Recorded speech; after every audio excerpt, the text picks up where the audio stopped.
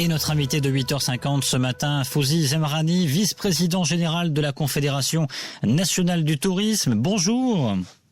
Bonjour, monsieur Benoît. C'est donc fait. Hier a été adoptée à la première chambre la loi 30-20 pour venir en aide aux opérateurs touristiques. Elle instaure notamment le remboursement des réservations annulées.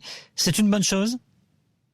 Écoutez, c'est une bonne chose. Je pense que cette loi, si elle est adoptée en session aujourd'hui par la deuxième chambre, va détendre l'atmosphère qui règne depuis un certain temps chez les prestataires de services touristiques. J'entends par prestataires de services touristiques, bien sûr en premier lieu les agents de voyage, parce qu'ils sont en frontal avec la clientèle. Également les établissements touristiques, que ce soit les hôtels ou les restaurants, les transporteurs touristiques et également les transporteurs aériens, parce que un voyage touristique ne se limite pas souvent à une seule prestation. C'est parfois la somme de plusieurs prestations, c'est ce qu'on appelle un package. Et donc, il était nécessaire de mettre en place et déjà de déterminer le périmètre de cette loi. Cette loi est une loi qui va être éphémère parce qu'elle va s'arrêter normalement avec la fin de l'épidémie du coronavirus.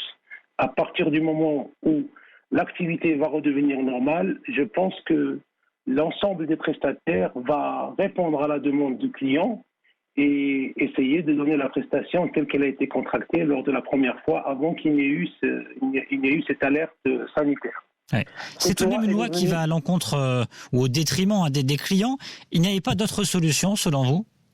Alors d'abord, commençons par définir les clients. Les clients, c'est aussi bien les clients que l'agence de voyage, que l'établissement touristique, que le transporteur touristique, que le transporteur aérien. Chacun est le client de quelqu'un d'autre. Donc c'est une chaîne.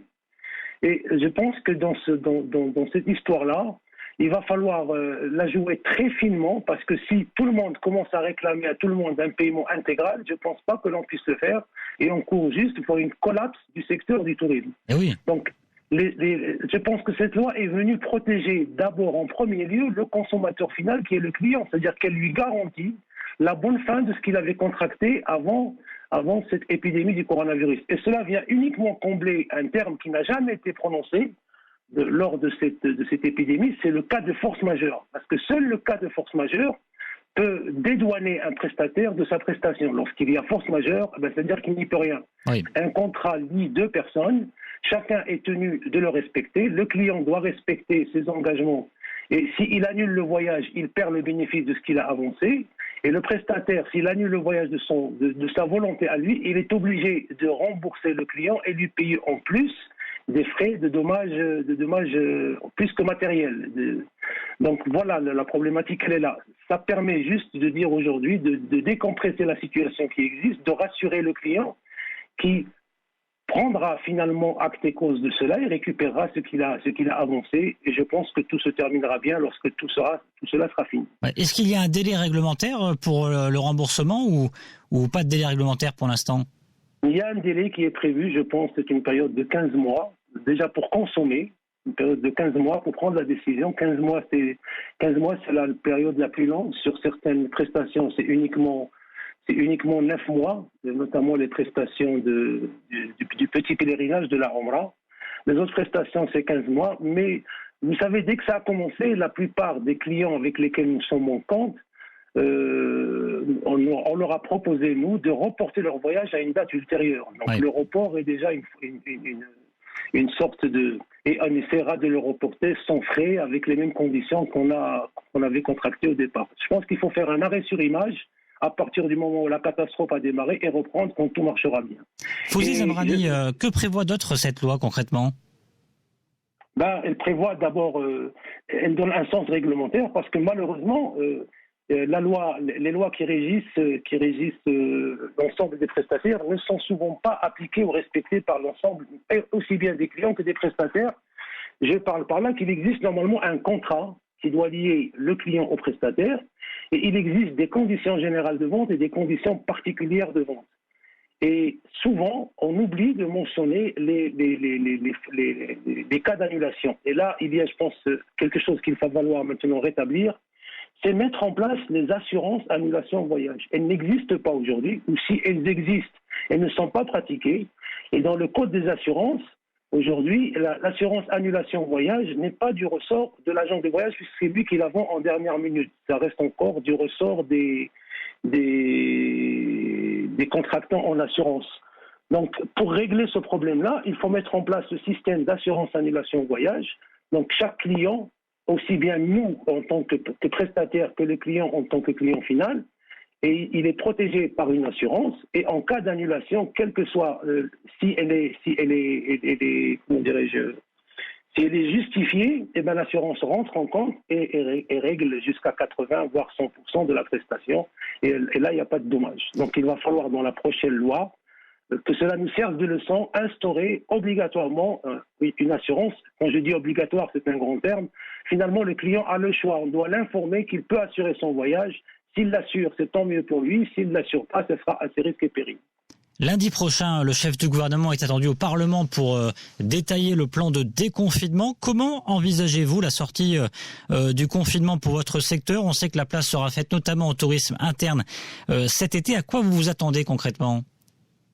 Écoutez, d'abord, je pense que déconfinement ne veut pas dire la fin de l'épidémie, la fin de la pandémie. Tant que le virus circulera, il y aura toujours un risque. Il ne faut pas jouer avec la santé des personnes.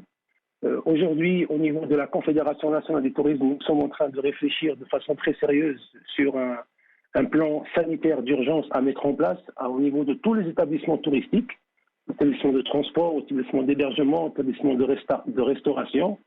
Nous allons passer maintenant à la distribution par le canal Internet, donc il y aura pratiquement même plus de contact entre les vendeurs et les acheteurs. Ce sera des tractations virtuelles, on va les instaurer petit à petit. Au niveau des établissements d'hébergement, on va essayer de respecter autant que faire se peut la distanciation sanitaire, pour qu'il n'y ait pas d'attouchement de près ou de loin entre les gens, pour respecter. Et je pense qu'il y a tout un programme qui est mis en place dans toute la chaîne de valeur, mais ça va mettre un peu de temps et la saison estivale, à mon sens, est compromise pour cette année. Ça ne va pas être facile. On ne sait pas dans quel ordre va être fait le déconfinement. Est-ce que les gens pourront voyager de région à région ou est-ce qu'ils devront se suffire à rester dans leur région ou dans leur ville ? Les frontières ne sont pas ouvertes et ne risquent pas d'être ouvertes parce que tant qu'il y a le risque de la deuxième vague, on va faire très attention. Donc, on s'apprête à passer un été douloureux, mais on n'y peut rien. Je pense qu'aujourd'hui, le gouvernement fait ce qu'il y a de mieux pour ce pays. Je les remercie au passage. Il y a un travail qui a été fait. On a essayé de maintenir une cohésion et une paix sociale entre les différentes composantes de la population marocaine. Et le secteur du tourisme reprendra lorsque tout cela se calmera. Et c'est là que nous aurons besoin de l'appui du gouvernement parce qu'il va falloir mettre en place un plan Marshall pour que la machine reprenne. Nous avons aujourd'hui des acquis, nous avons un bon produit touristique marocain. Cette pandémie va nous permettre aujourd'hui de l'affiner, de le réinventer pour la reprise. Et je pense qu'on repartira du bon pied. Mais encore une fois, nous avons besoin d'un appui sérieux de la part de l'État, du gouvernement, des banques, du fisc, de tout ce qui compose aujourd'hui ce secteur du tourisme. C'est la question que j'allais vous poser.